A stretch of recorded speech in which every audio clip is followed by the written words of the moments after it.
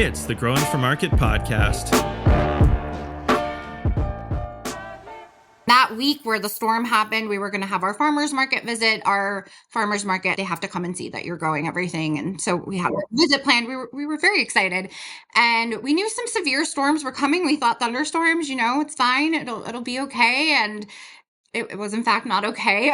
I think we had what they called renegade storm cells in the area, and it dropped 14 inches of rain in a 4-hour period. And within those storm cells, there was tornadic activity. And, we got through till morning. We lost power. It was quite terrifying. We heard that like railroad sound, and you're like, what is going on? And we're so lucky that we and our pets and our like chickens and our home were okay, but like our land was completely demolished. Hello and welcome to the Growing for Market podcast, where we talk about growing, marketing, and the business of growing flowers and vegetables for local markets. I'm Andrew Mefford, your host and the editor of Growing for Market magazine, proudly celebrating 35 years in 2026 as the magazine by and for vegetable and flower market farmers. If you're enjoying the podcast, just wait till you see the magazine. Go to growingformarket.com for more. Also, if you could give us a follow and a rating, it really helps other like-minded people find the podcast. And now, let's take a minute to hear from our sponsors. It's with their generous support that we can bring you the podcast for free. Hey, it's Lindsay from Grown By. There are a lot of farm sales platforms out there, but there's only one that's cooperatively owned by farmers. And that's Grown By, your all-in-one solution to simplify farm sales. I'm proud and excited to share 2 new features now available on top of the tools you already know and love. Number 1, our customizable CSA box builder. It allows your customers to simply say what they'd like in their share, and Grown By matches their preferences with your weekly harvest. Number 2, our new wholesale-only marketplace. Developed with the Culinary Institute of America, it makes your life easier with a dedicated shop for your wholesale customers. No more texting those chefs, combining retail and wholesale inventories and records, and, drumroll, automatic payments on due dates. No more chasing down late payments. These new features sit alongside our popular online sales and traditional subscription CSA tools, making it easier than ever to manage your farm's business. As you start to get ready for next season, we'd love to hear from you and see if our cooperative can be a partner in growing your farm. Visit us at grownby.com. That's GROWNBY.com. A well-built high tunnel is one of the smartest investments a small farm can make. It protects your crops, extends your season, and keeps income rolling in even through winter. Nifty Hoops builds complete Gothic high tunnels that are easy to install and built to last. Their easy, bolt-together construction makes setup straightforward and efficient, whether it's a small backyard hoop house or a dozen large production-scale high tunnels. Especially through their community build option, where professional builders work alongside your crew, family, or neighbors to build each structure, usually in a single day.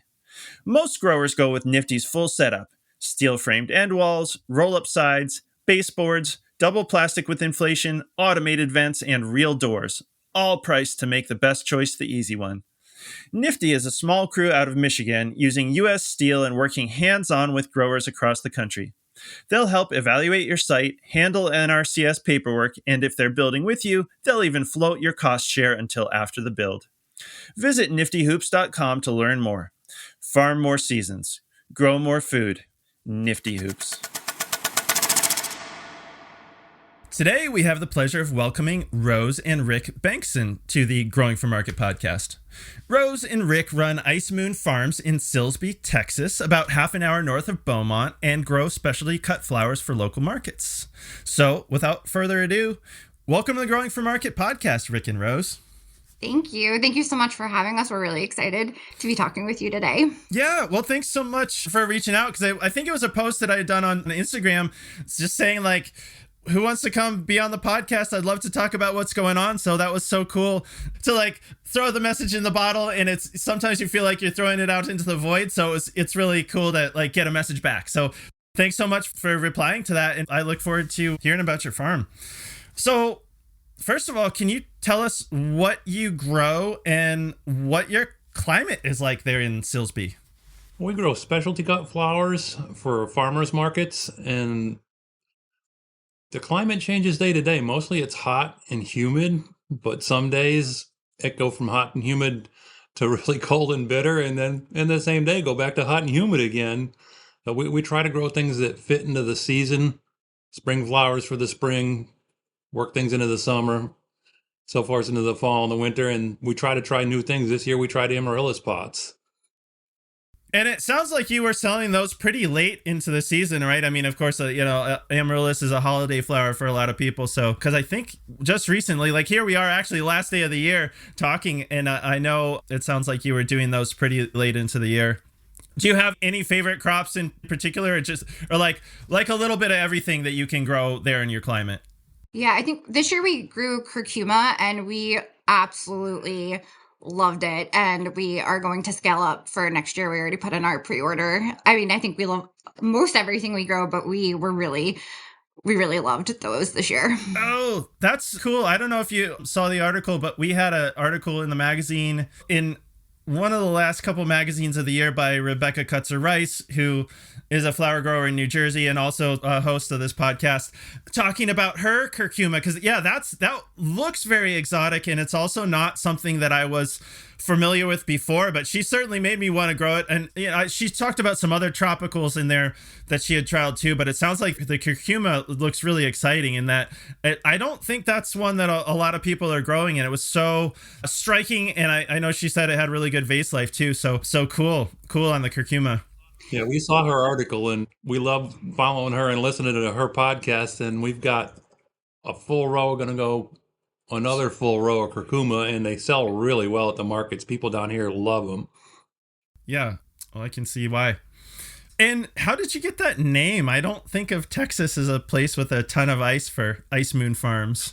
Yeah, so we were thinking about our name, and we wanted to incorporate some elements of life that are important to us. We really love following like the full moons, and we love stargazing and the meteor showers. It's all just been very much throughout our relationship together. And so we were going through the moon names, and I don't know why January stuck out to me, but it did. And it's like the wolf moon, and it's also called the ice moon in some cultures. And I was like, what about ice moon farms? And it just kind of stuck, and that's where we got the name from. Cool. I like it. It's distinctive, and it's got a nice ring to it. So, okay. But yeah, I realized there's ice in Texas. Before the break, we were talking about a trip that I had to Texas that was basically all messed up because of ice. So yeah, I realized even though it's hotter than where I live in Maine now, and even you're probably hotter than where I grew up in Virginia, although probably you have that kind of humidity. I don't know. I tend to think of the Mid-Atlantic as a very humid place, but I know you were saying, because I think there's some parts of Texas that are drier, but it sounds like you guys have plenty of humidity. So it was 99% the other day, so. Yeah, I think in the West Texas is less, right? Less humid. Yeah, West Texas is less humid. Okay, that's the impression that I got, was that you get, as you go western, you get more into the like southwest kind of climate, which is, I think it is drier. Well, you can have all four seasons in Texas in one day, depending on what part of Texas you're in. We've had 90 degrees here, and it's snowing in Dallas. Oh my gosh, yeah. That's actually one fun thing about social media, is to hear how different everybody's climates are. In fact, this past spring, I had done a post when it was snowing, partially because I knew it was going to be one of our last snows. And so it's kind of like, I don't know, I think it's a fun backdrop to do posts in the snow. And somebody I know who follows GFM from Texas was like, it's 80 degrees here today. So Yep. It's amazing just like what a big country we live in and all the different environments and climates. I think that's part of the fun, is hearing about everybody's, like, how different it is everywhere. So where do you guys sell your flowers? I know on email you said you were doing the amaryllis pots and wreaths and arrangements until pretty late this year. But what are your markets like over the course of the season?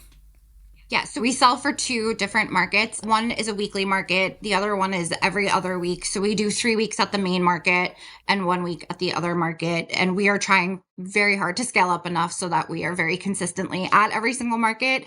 Last year, when we had some downtime while we were repairing from the storm and the damage from the tornado, we really threw ourselves into a lot of education courses, reading, seeing what other growers were doing, and like how much can we extend a season and what can we grow, as the days are getting shorter. And we saw a few farmers doing the amaryllis pots, and Also, they're really popular down here just in general. And I know we were walking around like some of the bigger box stores and we were like, surely we can give a better offering than just in a box, right? And so we picked pots and we worked with a local knitter to get these ornaments to put on them too. And so it was really great that we were able to involve another small business. It's something we're really passionate about, is working with as many small businesses as we can. And so that's how the bulbs came about. And we were walking our property and we were like, we have cedar, we have cypress, our eucalyptus crop is going well. Can we make wreaths that people will like? Because I think a lot of people are very used to the wreaths that, smell like Christmas. And we were like, can we do it? And they wound up being really popular. So we're definitely going to give it a try. And Rick's like really good at making wreaths. Who knew? And so it was just something that we really enjoyed doing too. We had a lot of fun with it. And I think that's important too. So Yeah. And the amaryllis is another thing that we found out, that the amount of light it gets can change how long it takes for it to bloom. We've got in the flower house now that gets maybe 4 or 5 hours of light that look like they won't bloom until probably February. And then we've got some in the office and one sitting right here in the windowsill that are getting ready to blossom now. Well, we're just changing the amount of light that they get to see how long it takes for them to blossom. And those I planted in October. Oh, wow, that's interesting. I didn't realize that amaryllis were day length sensitive like that. I guess because Neither did we. yeah, I mean, we always, like, my folks give us an amaryllis every year, and I get, we just like put it on a counter and watch it bloom. So I do wonder, like, it must be a very weird light and temperature situation for an amaryllis bulb coming out of wherever they're produced and going on someone's counter. But yeah, I didn't realize that would affect it. yeah, we didn't either, but it is. And I guess we're just sort of like, we're always wanting to like learn and be curious and experiment. So it's like, oh, could we grow these? Could we grow pink ones for Valentine's Day? Would anyone like that? If we could extend it a little bit. So we're just giving it our own little experiment. I don't know that anything will come of it this year, but it's just for us to see how they'll do. Can we cut them? How long will they do in a vase? And go from there. Yeah, well, that's really cool. I'd heard of some people, I forget who, trying amaryllis in as a cut flower, and I had heard it was actually not, like, it just, the economics of it just didn't work out. Like, I forget, basically like the cost of the bulb plus whatever it took to get them to bloom was not as much as people were willing to pay for them. But that's a really cool idea. I mean, we know so many amaryllis go out of around the holidays. I mean, I had not thought about that before, but it seems like yet another area where, yeah, a local grower can put their own spin on something, most are probably being mass produced, dropped into like you said, into a box, and you can really customize with your local elements or whatever's popular in your area. So that's a cool idea. Do you like buy a bunch of amaryllis bulbs from a wholesaler or something like that? Yeah, we purchased them from ADR. Okay. Yeah, who's a wholesaler, and they were great to work with. And we just tried like a small amount. We bought a crate size just to see, and I think we'll definitely do it again. We'll definitely offer different colors, and we'll see. And I think with the wreaths too, we really stayed with one price point throughout the season just to make it consistent and easy. And we charged a bit more for the wreaths, and it really showed us our customers were willing to have a different price point. So I think that will be something we'll take into this next year and maybe offer, we do mixed bouquets. And so maybe we'll offer a larger size and see how that goes. So I didn't mean for it to teach us like a whole lesson there, but it certainly did. And I was, because I think maybe you weren't, but I was a bit nervous, like, oh, it's a different price point. How will that go? But we sold all but one wreath that we made, and we made a ton. So I feel like that showed us like, oh, okay, our market is willing to spend a bit more. That was the one she didn't want to sell. It's hanging up on our fence right now. She's like, I don't want to sell that one. That one's got to come home with us. That is fair. and it did. It's hanging out on the fence right now. Perfect. Well, yeah, that sounds like a good amount, right? Because they always say if you sell out, then you didn't make enough, right? Right. We sold out twice and had to go get more wreath forms. Yeah. So we weren't sure. We weren't sure how they were going to be received. So we just wanted to try, and it went well. So for the next market, we were like, okay, we'll make a whole lot more. Well, cool. And so are you saying that you weren't sure if people would buy at that price point because you're selling them for more than the big box store, or like the amaryllis in a box? Like, were you priced higher than the sort of like mass produced options? Yeah, they definitely were her. I wasn't so much concerned with the pots, more the wreaths, just because we saw how much they were selling for. And, they don't have the traditional like balsam fir smell because we don't grow those here. So, but people really loved them and they were excited about them. And cedar does, I think it smells Yeah, great. cedar So smells great. we were happy to see that. So, Yeah, I like the smell of cedar a lot. I mean, to my mind, it's like buy local, right? That's like probably like the Texas version of that. I mean, it's a big deal up here where I live in Maine. I mean, you probably won't be surprised to know, but people do what they call tipping, is that they'll like go out in the woods and cut off. I haven't done it like a couple feet, like the tips of balsam firs, and they'll actually sell them by the pound to places that then have a bunch of people making wreaths up here. So, but that's encouraging. I mean, that you should get more than a mass-produced wreath. I'm happy to hear that people bought your wreaths at a higher price point than the mass-produced option, because that's the way it should be. It's like you get something local, handmade, with a little more character than the big box store option, and then you pay a little more for it. So I'm glad to hear that worked out to you. And I wonder if that's going to be maybe make people think of like the amaryllis and even the wreaths of something else they could do at the end of the season, like just to keep the cash flow going a little bit longer. Obviously, I don't know how common that is for local growers. Like my background is mostly vegetables, so I don't know how common that is for people to be doing like local amaryllis, but it's a cool idea if they hadn't thought of it. Our market made a real big deal out of Small Business Saturday. She has gotten our booth for Christmas time look like you're walking into Santa's village. It's all snowflakes and garland and lights, and she had a Christmas tree with some handmade ornaments on it. And it was a showstopper for people. People would literally stop and just look at how beautiful the booth was, and then okay, I lured everybody in. it was a perfect way to lure people in. They're like, oh my god, that's beautiful, that looks fantastic. Oh, how much are those? And it's like she had them all gift wrapped. The amaryllis pots, she got bags for them, so it was like, here, it's easy, you just give it as a gift. And we had more people buying them for teachers' gifts and gifts for their grandmother, because it was amaryllis in a pot with gift wrap and a Christmas ornament. And people were like, one lady came back and she bought two, and then she came back three times. She came back and bought two more, and then she came back and bought three more.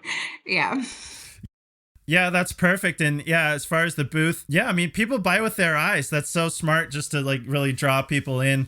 In fact, you sent me a picture. I'm not sure if it's the booth you're talking about, but you sent me a picture that was kind of like, I think it's like maybe the holiday booth, and Rick's there in his Christmas sweater and shorts, and I was like, okay, there you go. This is not, it's like, I can tell this is not a Maine picture, because it did looked warmer than in Maine. People who grew up in Maine, there's this whole thing of people wearing shorts when it's like 0 degrees out, I think just to like prove how tough they are, but it didn't look like that kind of photo. So my father lives in upstate New Hampshire, and he'll be walking around in a sleeveless shirt in the middle of the winter up there, and it drives little old ladies in the grocery store crazy.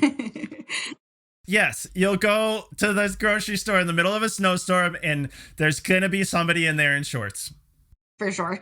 Pretty much. That day, it was very windy that day. It wasn't like cold, like 30 degrees, but it was chillier it was like the first nice fall, but very breezy day. It was like 50 degrees, but the market that we're at is like 20 miles from the coast, so you get that damp air. 50 there is probably like in the 30s up in Maine. Yeah.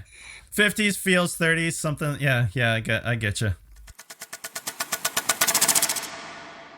And now let's take a minute to hear from our sponsors. It's with their generous support that we can bring you the podcast for free. Farmers who partnered with Farmhand grew an average of 63% this year, because it's more than software. Farmhand acts as your business coach and assistant, helping you sell out, save time, and grow smarter. From marketing to fulfillment to customer support, Farmhand pulls real data from what's worked and what hasn't for other farms and turns it into websites that convert, campaigns that sell, and fulfillment systems that give you your time back. Curious what that looks like?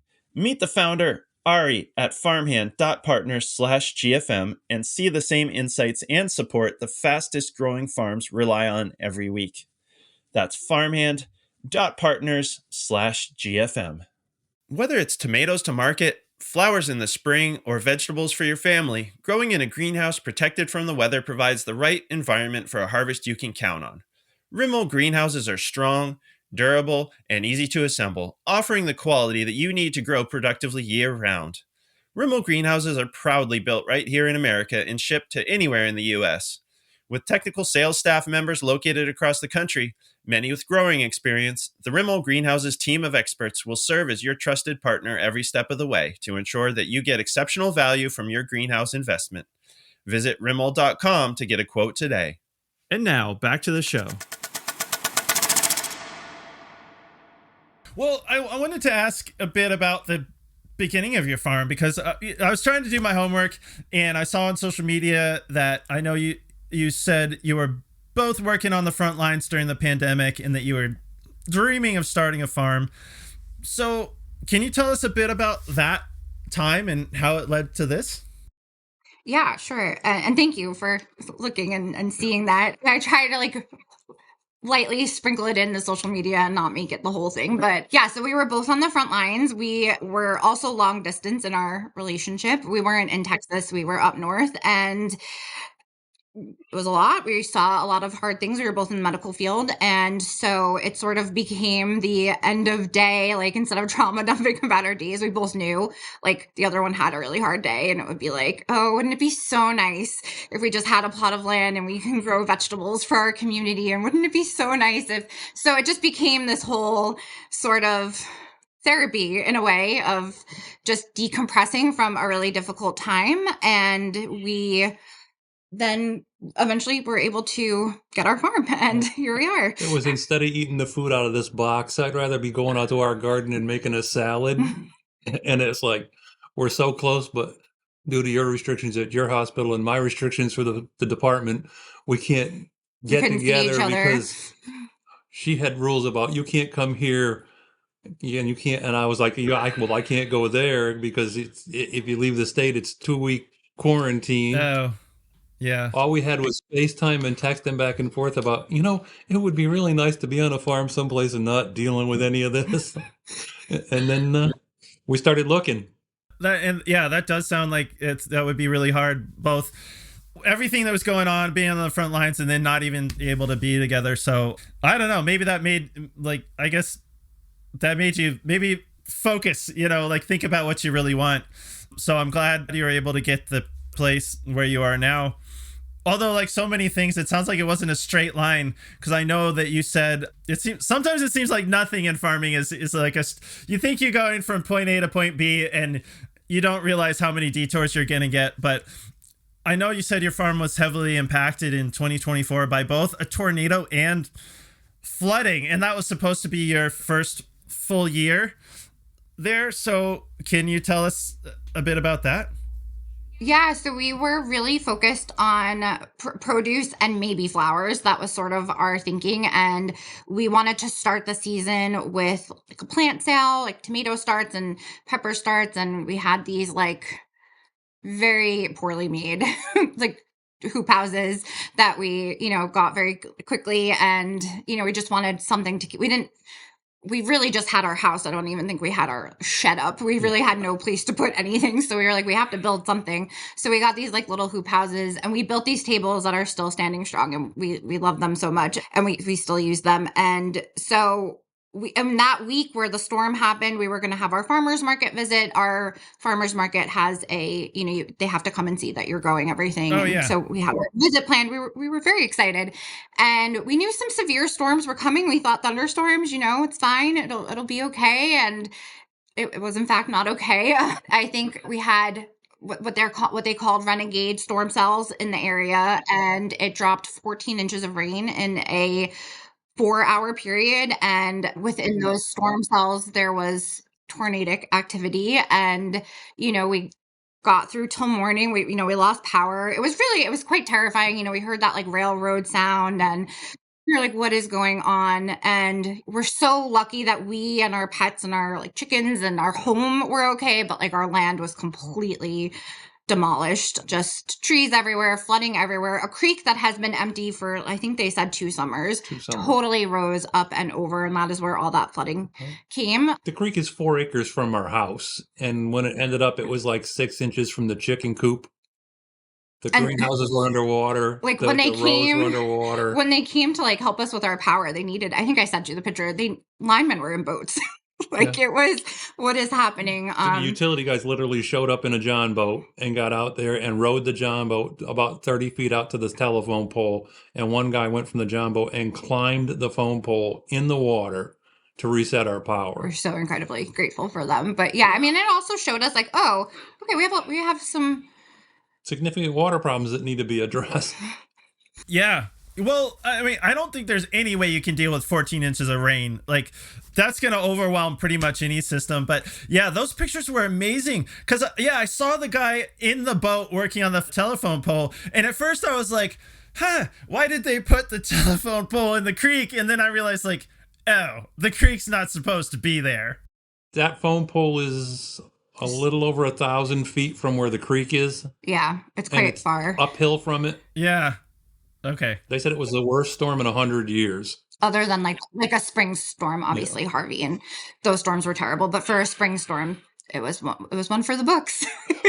Right. Well, and that's so hard because I know one of the things about extreme weather is it's unpredictable. So it's probably very difficult to get ready for something like that because even, the forecasters are probably hard pressed to say, where it's going to be worse. They didn't expect it to be like this. The weather that night was not, well, we're going to have some thunderstorms and a little wind. So I had we had battened down the greenhouses and did what we thought would do to maintain a storm because we'd had storms like that before and it didn't do anything. Yeah, well, that must have been an extremely unpleasant surprise. That's probably putting it mildly, because I saw from the pictures there was a lot of damage. So, did anything survive that storm? Were you able to grow that year, or? Yeah, so we didn't grow for markets. We weren't really sure like what was in those waters. But then what happened was, and how we really like became totally all in on flowers is flowers were popping up over like the next few weeks, and we were like, where did this come from? We didn't plant this there, and it was just like a little, like it was like this, like, oh, there's hope here. It was like a lot of joy. Like he would come in while I was working and he'd be like, here are some sunflowers, and I'd be like, how did those survive? Those were underwater for days. And so it just became this sort of daily ritual of going out and being like, okay, we had a lot of repairs to do, and so it took us a bit of time to save for those repairs. So we were sort of doing what we could on our own, and while still trying to like be hopeful about this whole experience. And we're so lucky. Our farmers markets, like I had said, we just like applied for them. They were like, don't worry, come when you're ready next year, just let us know and you have a spot here. And we were so thankful for that. And so, and then like I said before, we just really went in on courses and education, and we got bit bad by that flower bug. And so we said, let's just do all flowers. Why not? And so that's, you get 2 greenhouses destroyed and it dumps thousands of flower seeds and vegetable seeds onto a 5-acre spread. You got things popping up. We have things even this year that we didn't grow. Pumpkins, melons, marigolds, melons. We had a cucumber crop that it was like, she's like, did you plant something here? I was like, no, I didn't. And it's like things are popping up. So it was a hard lesson, but that's what got us to go all in on flowers. And this season we did really well at the farmers market, and we got a lot of expansion planned, and we're hoping next year is going to be even better at the farmers market. Yeah, that sounds great. I hope it can continue. So, since we first connected over Instagram, one of the things that caught my interest was the homemade, I don't know what you call it, row layer or bed builder that you guys made yourselves. Mm-hmm. And I thought it's an ingenious solution to something that can take a lot of time and create a lot of mess for some people. So I don't even want to say, can you just describe your row layer or whatever you call it and how it works? I affectionately call it the Rowmaster 2500 just because it was funny. We started out laying rows out of a 5x10 landscape trailer with my track hoe and a landscape rake. And I told Rose that we got to do something that makes it more efficient. And we had seen the automated ones that they pull, like Florette pulls with the tractor behind their they pull with the tractor and it spreads a 4-foot row. And I was like, I can build something like that. So I sat down and sketched it out. And it's 48 inches wide. It's 10 feet long. It's built on 2x8 rails on the side in 2 chambers. So the first chamber has a divider in it that knocks it from 8 inches deep down to 6 inches deep. And then the exit chamber in the back drops it from 6 inches to 4 inches. So you fill it with dirt, and we pull it behind the garden tractor, and it makes a row that's 48 inches wide and 4 inches tall, and makes a perfectly straight row. And you can make the row as long as you want and as short as you want.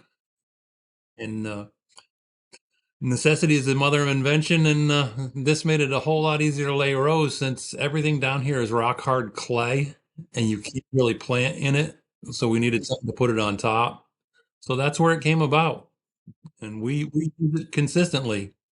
Yeah, okay, so you're building up instead of trying to dig down into your clay.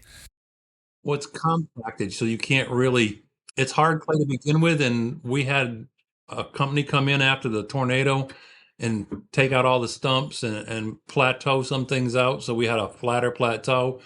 And when they're running a 50,000 pound dozer across it, Oh, it's going to compact it down It like just got rock. really, it was just not great. So we brought in soil. okay.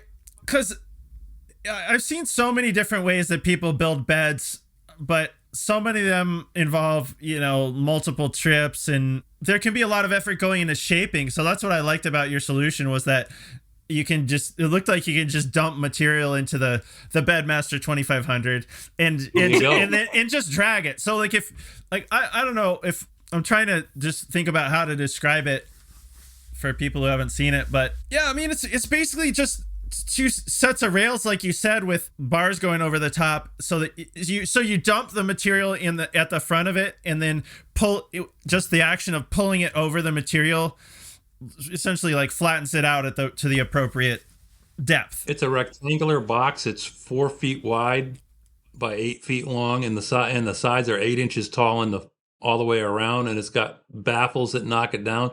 We have a gorilla cart that we fill with dirt, and you can fill the whole thing with dirt. Yeah. I can put 4 yards in the front and 4 yards in the back of the 2 chambers. And when we pull it, we can get about 15 feet of 4 foot wide by 4 inch tall row, and it perfectly forms the row for you. It kind of compacts it when it comes out the back, so it stands firm. And I just put pull points on either side in the front and angled the front, so it works like a sleigh. Yeah. Basically like a sled. Uh-huh.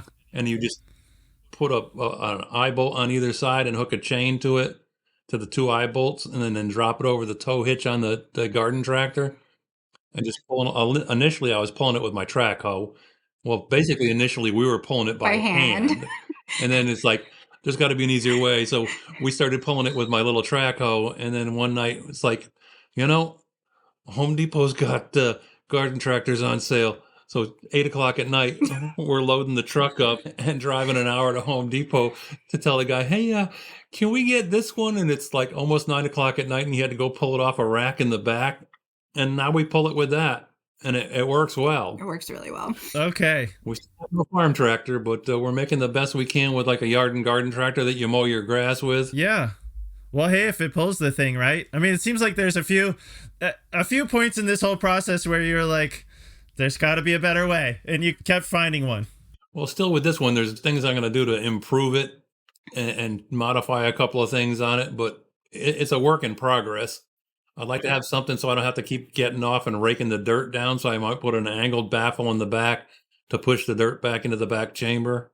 We're trying to make it with what we have, and try to be mindful about what we're just not in a position to go get a tractor right now. So and then, it's not just the tractor, that would be a whole other attachment. So we're just trying to make it work with what we can do. And Rick's really good at thinking these things up and making them come to life. So that's what it's kind of our process here for now.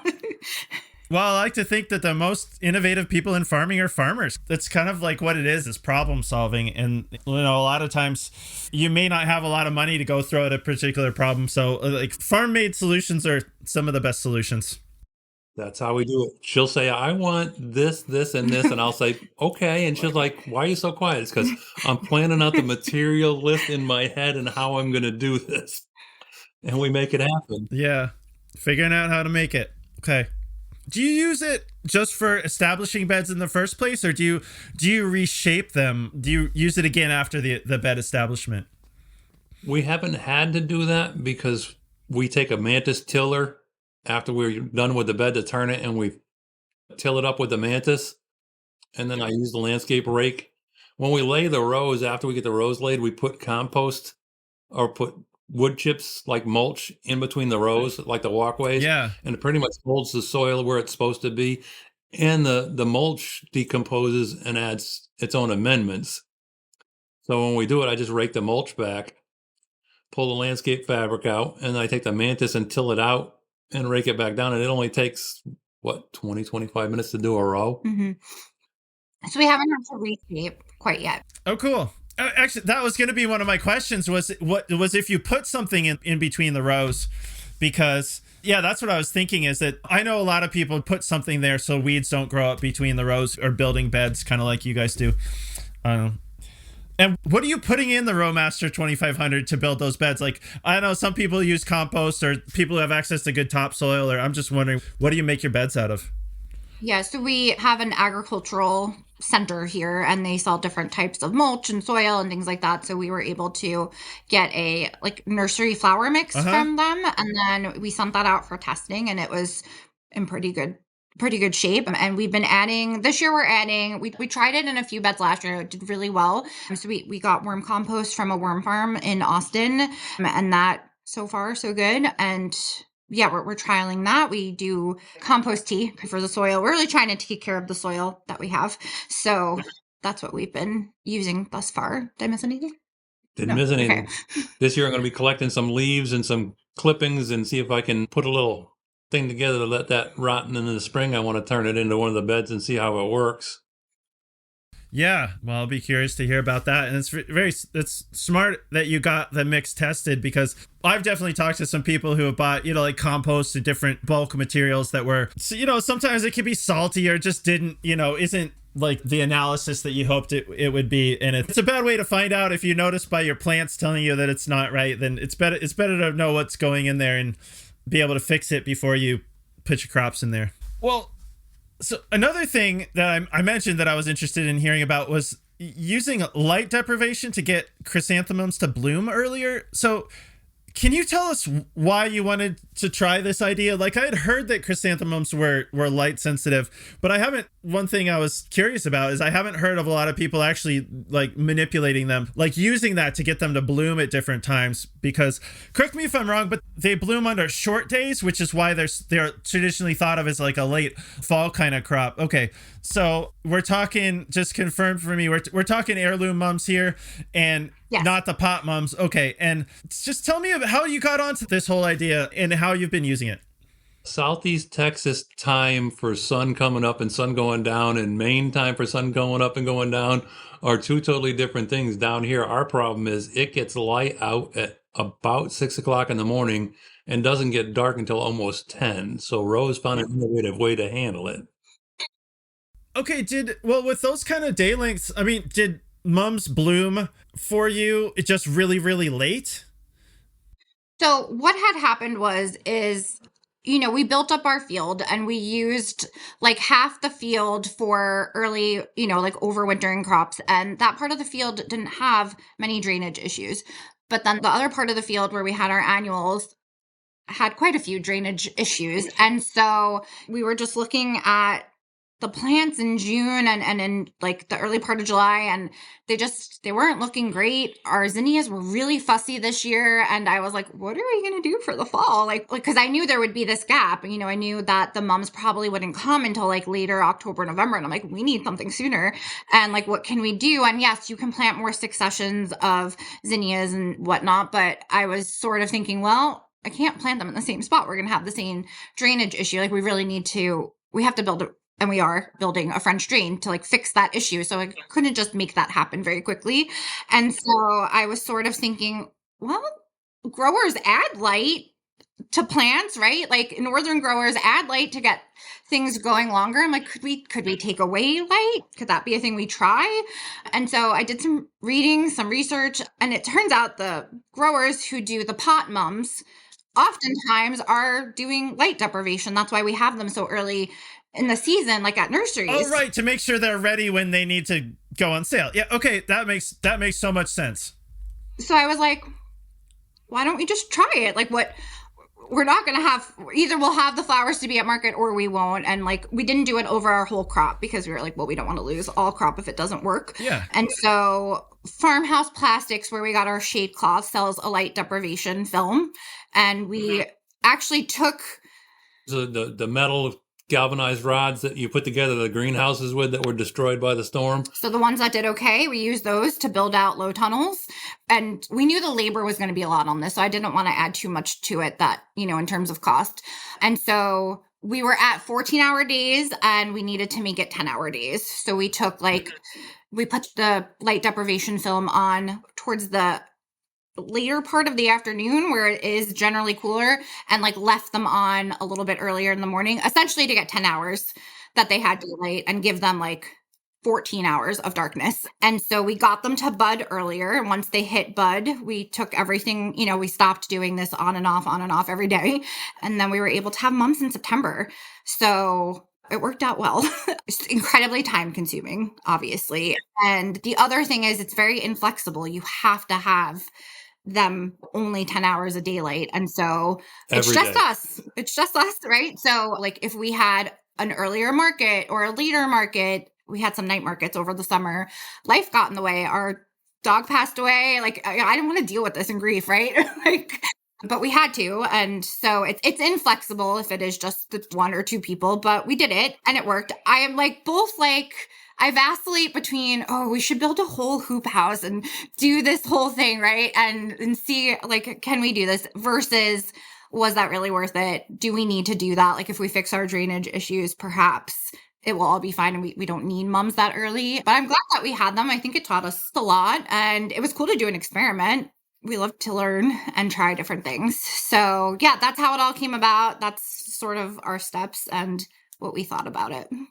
Yeah, I love farm trials and experiments. That's just so interesting to try something and see what happens. So do you think you'll do it again? Like you said, if you work out the drainage issues, is it the kind of thing is so much work you wouldn't do it if you could get other crops for that time slot? Yeah, I'm not sure. I don't think we've decided yet. Okay. I mean, we're definitely scaling up the mum crop for sure. We absolutely love them. Our customers loved them. I really feel very fondly and admirably about the chrysanthemums. So I'm excited to grow more and see what happens with them. And I feel like if there was a way to automate the on and off of the light deprivation film, in a bigger hoop house situation, I think for sure I would really want to try it again. I'm just not sure. I think we're still thinking it. We're still thinking it through. Let's fix our problems first that need to be handled. And then I think we'll make a decision about it. Yeah. Okay. Well, yeah, actually, so you just talking about how incredibly labor intensive it is. I feel like I've been seeing a lot more greenhouse structures with light deprivation built into it. You probably know cannabis is day length sensitive. And so I've seen, it's really just since cannabis has been legalized, in a lot of places. It's legal here in Maine. I'm thinking it's not there in Texas, but I see, because I look at a lot of greenhouse advertisements and stuff like that. And so I feel about maybe, I don't want to say a decade ago, or when states started legalizing cannabis, I started to see a lot of light deprivation greenhouses. And so I'm mentioning that in case anybody's listening to this, or, I don't know, if you decided if you wanted to do more light dep of mums, I think, so I've never done it, but I think they have some semi-automated systems, where a curtain comes over and shuts out the light after a certain period of time. Yeah. So I want to, yeah. If people want to run with us idea there, I'm sure there's a greenhouse company that do automated or automated light deprivation systems that you might be able to, get something, because that does sound labor intensive, because it's like pulling shade cloth or anything on, right? Is you had glow hoops, and so you had to go out there and pull every day, twice a day. And it has to be fully covered, so no light can get through. So, it's moving sandbags, it's putting them on, putting them off. So, yeah, it was a lot, but still, I think I'm glad that we tried it. And we hear so often, with Rebecca and Jenny talking about, like, if you're going to be at markets, you need to be at the markets. You need to be there as consistently as possible. And I didn't really want us to, like, not have a fall. I wanted us to be there to be as consistent as we possibly can while we're in our first year of, like, selling. And so I think we were really driven by, like, what can we do to fix this problem right now? And so we gave it a try. Well, and now it works. I mean, I guess now it's a lot of work, but also it's something you can use if you ever need to. Now that it works, so that's pretty cool. And I will say, we did have a milder summer comparatively. I wouldn't say it was like not a hot summer. It was definitely hot, but we only hit one day the whole summer, and it was after the mums hit bud that were in the hundreds. Like previous summers, we were in the hundreds in July. I don't think that this would work in that case without ventilation. I think there would be a lot of other considerations, but we were luckier this summer that it was still hot, but not triple digit hot as often as it previously had been. Yeah, okay, because I wanted to ask, I mean, I'm guessing, I'm just thinking like anything that I can think of that does light deprivation are also not great for airflow. So I was curious, sounds like they were okay, but I was curious if any of them cooked under that. Steamed out. Yeah, we definitely steamed out a few, but I think not so many that it wasn't worth the risk of trying. Okay. Yeah, I was going to ask, so it sounds like you must have been very consistent about it, because I don't know how sensitive chrysanthemums are, but I know some of the crops where you can do light deprivation, it's like, I think you were kind of alluding to this, it's like like miss a day and they kind of like, it like messes up the whole timing. So did you ever miss a day, or were you, you were on top of it? Okay. We were on top of it. Begrudgingly, some days, to be honest. I'm not going to be like, oh, it was so much fun. No, some days was really hard. Like I said, we had a lot going on with family sort of things, work things. I mentioned our dog passed, and it was really hard those days, but we knew we had a bigger goal and we had to do it. And we checked in with each other a bunch of times, like, are you still wanting to do this? Is this okay? Like, do we just want to like abandon the experiment? But we didn't. And so we kept to it. If you look at the calendar and there's a mark on there that it's been covered or it needs to be covered, it's like, she's doing one thing on one part of the farm, I'm doing one thing on the other. It's like, okay, it's getting to be that time. I got to go check the calendar and see. And either she'd be out there doing it or I'd be headed out there doing it. Yeah. Well, at least now if people want to try this, they know what they're getting themselves into. Yes. I think it's important to be honest about how hard it was. Well, and so that could be, yeah. Then people know if they want to get into it in a big way, there are some automated systems out there. Once again, I have not used them. I don't know how expensive or easy they are to install, but it does exist. And so are chrysanthemums the kind of thing where once they've flipped to the flowering or reproductive stage, like you were saying, so you see the blooms on there, you see the buds starting to form. Is it once those buds start to form, they flipped over into a flowering or generative cycle, and then could you stop doing the light deprivation, or do you have to keep that up while they bloom? Yeah, so once they went to bud, we didn't have to keep. We were trying to get them to bud sooner. So, and then from bud to flower, just depending on which kind of mum it is, some took a few weeks, some were pretty quick. So it just depended on the type. Okay. And do you buy chrysanthemum cuttings and root them and then make cuttings off of those to propagate extra? Or tell me how you handle your chrysanthemum propagation. Yeah, so we don't have the space and the place to propagate this season. I mean, it's definitely something that we are hoping to eventually invest in hoop houses and have a prop house. We don't have that right now. We have a flower house that has, like an area where we are prepping the flowers, and attached to that, we've built out our cooler situation. And so right now that's being dedicated to what will hopefully be tulip and daffodil crop, fingers crossed. So, for us, that's the next step we wanted to take. I would love for us to be able to do propagation. We just don't have the space for it. we just don't have the place for it right at this moment. Like the farm is literally taking over Yeah.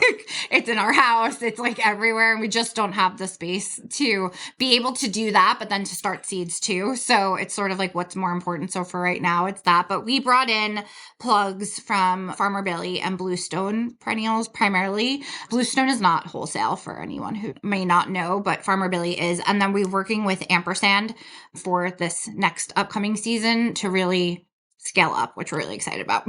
Do you have any favorite varieties of chrysanthemum, or all of them? But yeah, I just always like to ask about varieties because, like everybody has their favorites. Yeah, I think I said this to you earlier. I think I feel the way about mums that like growers who grow dahlias feel the way about dahlias. It's sort of becoming obsessive, but I think for market bouquets, the cushion variety and the button variety are great for putting them together, but also the travel back and forth and people grabbing them. They really hold up well. They last weeks. They have such a great vase life and they're not fussy. I think I'm not always great with our own arrangements, but we had some and I didn't even change the water. And like, it was weeks after Thanksgiving. I was like, these mums are still going. I love the large flowering types and like those football varieties, like the Homecoming and the Grape Queen and those, but they're just more difficult for a market bouquet. I think if you're doing arranging and for events, that's great. But I think for market bouquets with how much they get moved and touched, sometimes the petals dislodge a bit. So I love them. I love having them. I love working with them. The larger varieties like the French vanilla and the like Jessica Louise, I think they're stunning, but I don't think they're as great for a bouquet as the button variety and the cushion varieties are. Okay, that makes sense. I don't know. I mean, some of those huge ones are very impressive, but yeah, they're like a great focal flower, but maybe not so much for the market bouquets. We have a 25-mile drive to the market. And then setting them out, you got to load them in the truck, and then we got to go 25 miles and unload them. And when you're setting up for a market and it's 70, 80 degrees out, and they've just come out of a nice, cool environment, we usually leave them in the truck until the market is getting ready to start with the air conditioner running. Yeah. And then 10 minutes before, she'll be setting up the display. We get everything else set up, and that's the last thing that comes out of the truck. Yeah, but I think it's also the amount of touch points. It's like making them right and then putting them in the buckets that we're selling them in, taking the buckets, putting them in the truck, and then again moving them, and then the customers pulling from them, right? So I think these larger varieties, they're beautiful. Our customers love them. I love them, but I think it's a lot of touching. And then we know where to grab them from, right? We know how to grab from the bottom and not touch flowers, but not, sometimes kids don't realize, and we guide and we educate, but sometimes that happens too. So we try to grow for the bouquets. We're definitely growing more of those varieties for next year, the cushion and the mums, because they're smaller. They're just, I said, they're so like hardy to everything. So cool. And like, I realize it's a range, but do you know what the bloom time would be on those mums where you are, like if without light deprivation? Oh, so without light deprivation, I think our other mums started like the early varieties started mid to end of October, and the later varieties were going into November, and we knew we were going to be pulling them. So aftermarket, once we moved on to pots and the wreaths, and we weren't doing arrangements anymore, we kind of just left them. They weren't too bothered. We had 2 light frosts. They weren't too bothered, but we had them into like Thanksgiving week. Yeah, that's great. Usable for markets, and then the ones that weren't, I mean, we still had some just a few days ago, but those were not market ready. But they weren't market ready, but they still were growing until yesterday when I was pulling stuff before I turned the bed over. Yeah, so impressive. Mums really want to live. I wanted to ask, you sent me some pictures. What are the green tunnels? Do you know what I mean? There are these like, it looked like you had glow tunnels or coop houses and that had some kind of like a green covering over them.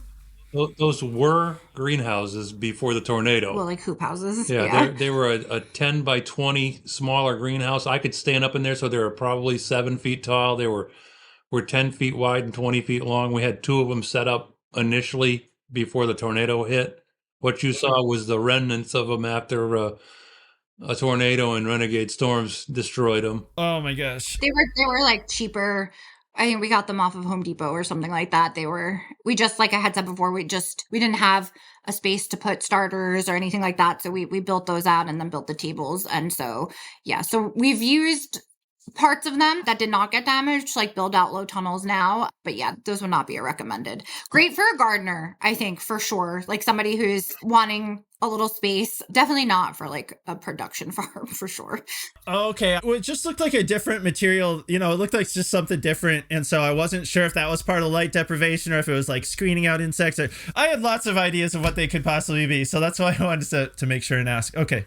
Yeah, it was just the plastic that came with it. The ones you see at Home Depot or Lowe's, Vivor makes them, and it's basically half-inch conduit with the landscape or with the greenhouse fabric. It's like a light green, see-through mesh netting inside plastic.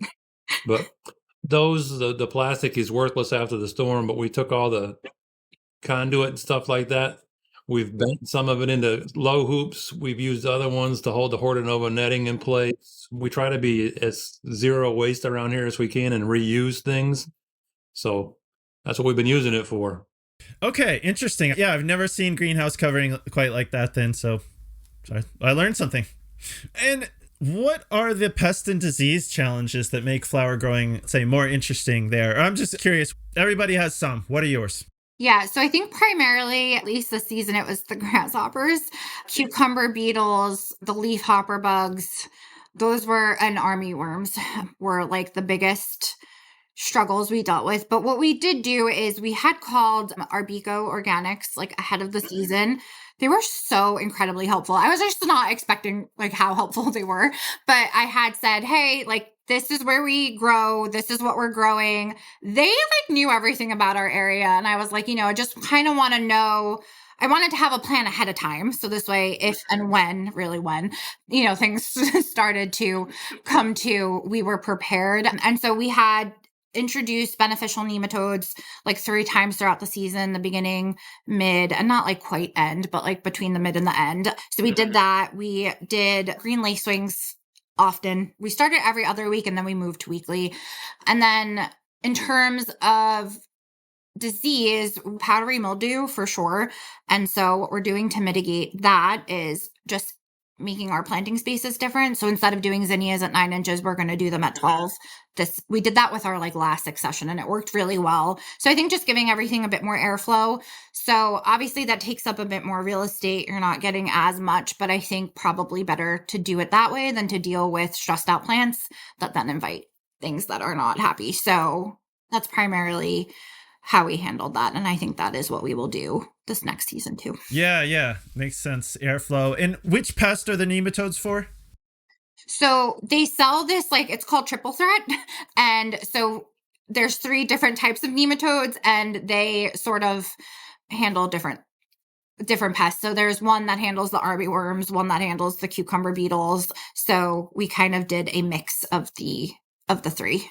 The nematodes get into the soil and they eat the larva or the eggs. They don't actually attack an armyworm, but the armyworms lay the eggs and the nematodes will eat the larva and the pupae before they become those things. So it kills our future. She's really on top of all that stuff. And the people at Arbeco, they were so hot. She's like, oh yeah, you live in, here you go. And this is what we have for this and this is what we have for that. And if you have any questions, and they follow up all the time. Yeah, we've had a great experience with them. So. Oh, that's great. Okay, and that's cool because I didn't know there was really anything you could do about army worms. I mean, they are such a pain when they're active. So that's cool. I didn't know that there was a nematode that would eat them. Yeah, I mean, it certainly wasn't like a fix all issue, but I think it definitely could have been worse. And then we're checking often, especially towards when it was getting hotter and more humid and the weather was getting, more all over the place. We really try to stay on top of checking. Out there with your black light, checking everywhere. And we check at night too. We do like 2 checks during the day and 1 check at night. And if we see an issue, we either pull the plant, get rid of it, and not even like let everything spread. We really try to stay on top of that. Okay. Is that because the army worms glow in the black light? Yes. Well, and other caterpillars and worms glow. I don't know that the army worms glow. The army worms don't glow, but the movement is more prominent in the. It's easier to see them light at night sometimes with the lights, with the headlights and the. Yeah. Okay, well, because I knew tomato hornworms like kind of glow. Oh. Like they're to my mind, that's one of the best ways to see them is to go into a greenhouse at night with a black light. So, because, they blend in with the tomatoes so well. They're pretty hard to see in the normal light. So I just hadn't heard of that for armyworms, but I'll have to give that a try.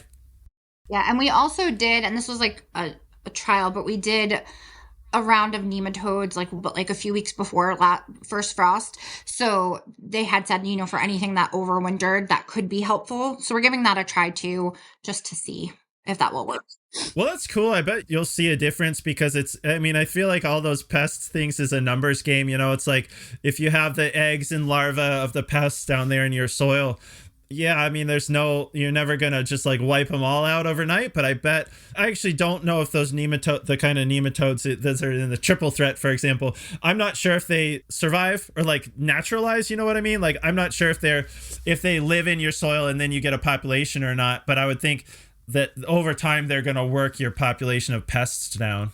I think it's like they have a time, and then that's why you have to introduce them a few times over the season. Yeah. So they have a lifespan, and they evolve, I think is what it is, because when you put them in, they're like a pupae. Yeah. When you spray it in, they're like microbes, and they grow, and then I think they live out their lifespan, because the people at Arbico were like, you need to do this many times a year, and they don't like the cold is the problem. So they're not going to overwinter in the soil. That's why we put it in before it got cold and see if they can head out. And this winter we're having is not really that cold. We get this cold snap today and yesterday and tomorrow, and then it'll be back in the 80s. Yeah.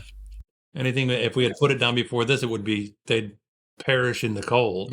Yeah. So we're trying all different things, and, we're learning. We're not insect experts by any means. So we're still learning a lot of what to do, what not to do, when to try it, when to not try it. So yeah, well, that's a good tip right there. It's just to like reach out to the biological control companies, because of course they're doing it. I don't know Arbico personally. Like they've been around forever though. Yeah, I feel like I've seen their ads forever. So like if you think about it, the people who know what like pest and disease problems farmers are having are like people who are in the business of selling the biological controls. Like I know there's some of the greenhouse biocontrol companies will basically tell you like, oh, you're in like Texas, you're going to have this in the greenhouse in May, this in June, and this in August. And you can even like, it's almost like a subscription, they'll send you what you need when you need it. So that right there could be a tip for people is reach out to the biocontrols companies, and they're probably familiar with whatever you have going on and can tell you if they haven't. Yeah, and they were just like, I guess it's like us with flowers. Like, we're so excited to talk about it. They were like so excited to talk about bugs, to the point where I was like, oh gosh, okay, there's a lot to like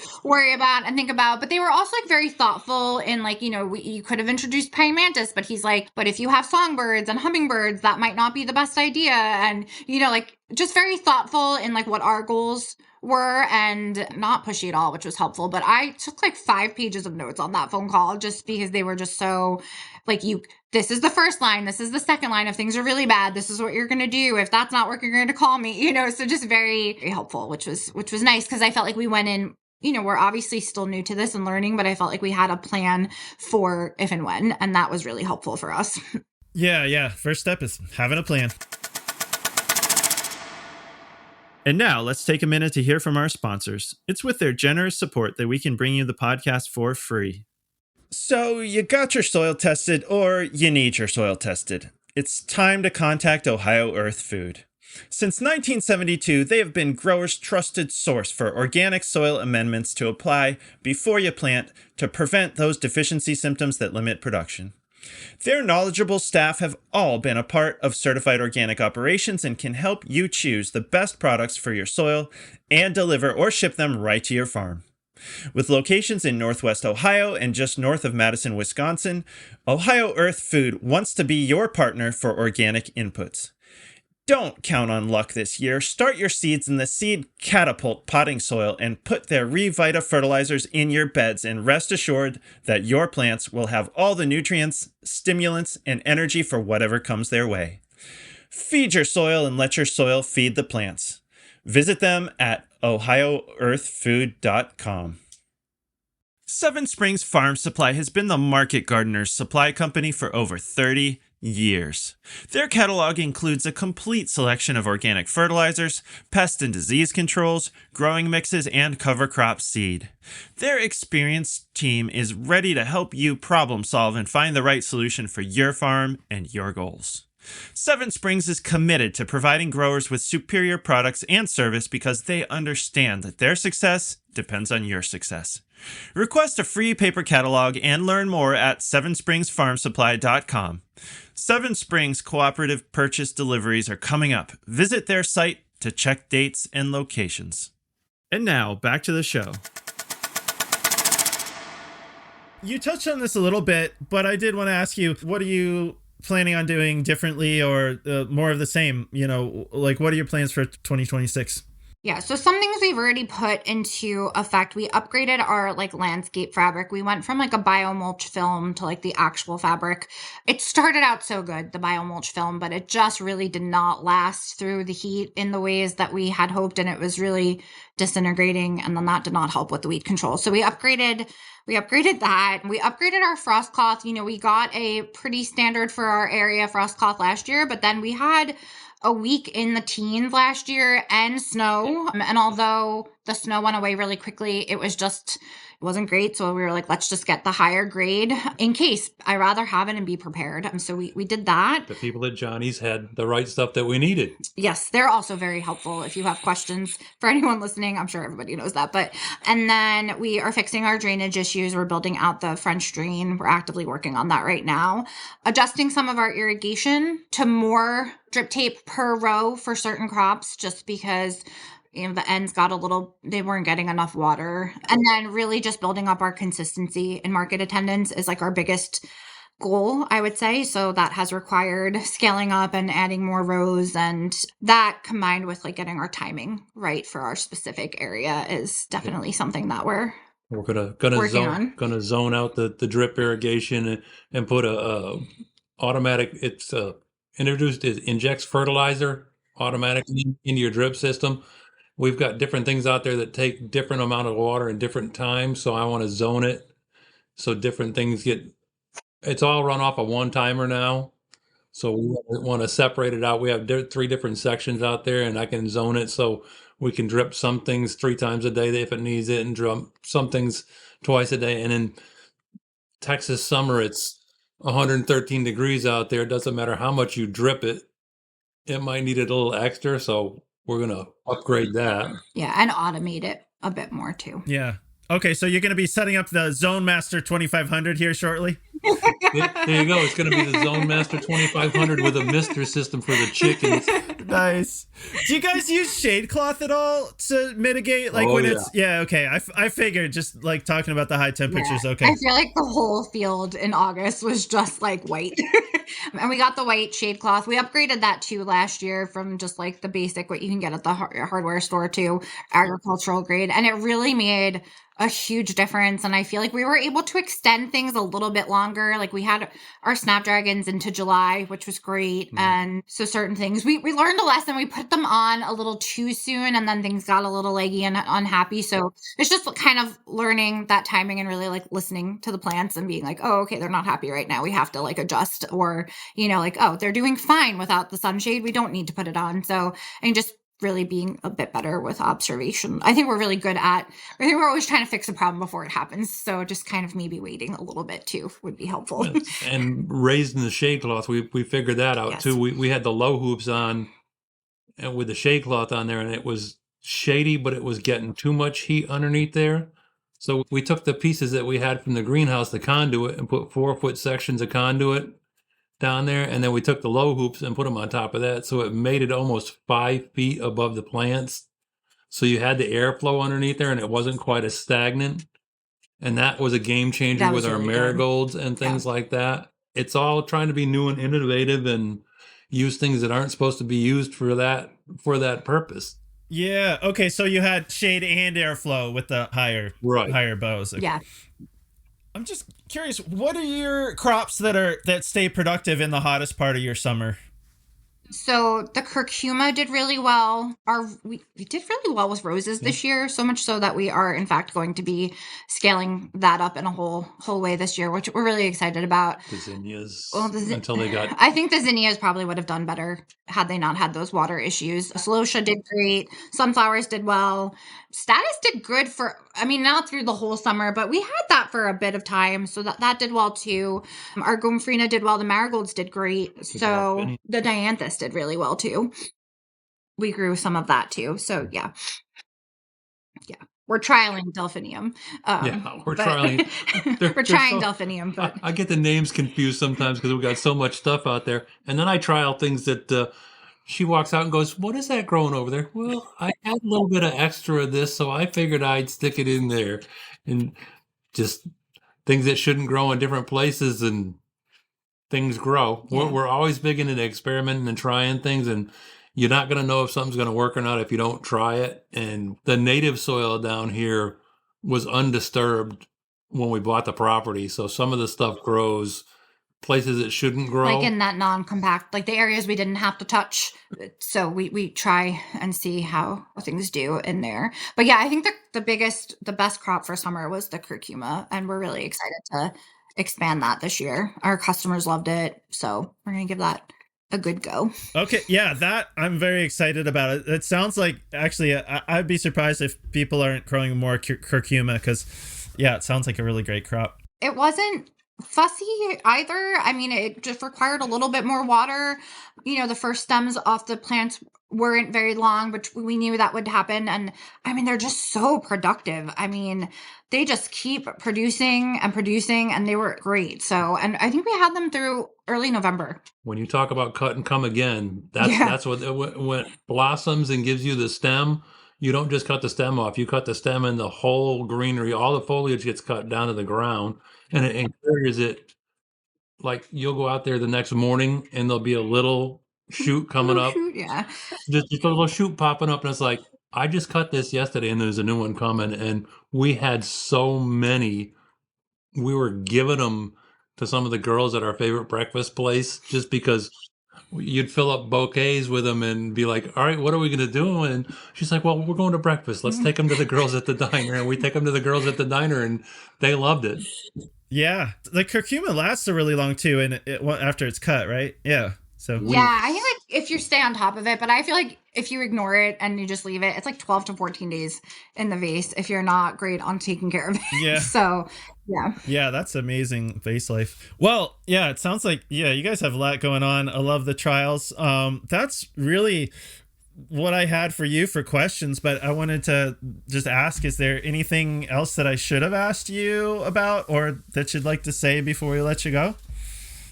Don't be afraid to try new things. And when you're calling places like Arbico and Johnny's and like that, don't be afraid to ask questions. Rose has found out more good stuff from places, and Johnny's has recommended other places if they don't have it. Arbico has recommended some places if they don't have it. And look at your box stores and see what they have, and then try to find it someplace else. Yeah, like in terms of what your customers might be interested in, you know, like with the amaryllis bulbs, we were like, this is what they're selling for this price point. Like, we can do better, you know, like, so just stay curious, I think, is our like number one sort of piece of advice that we have, because I think it opens a lot of other doors. Yeah. And listen to a lot of podcasts.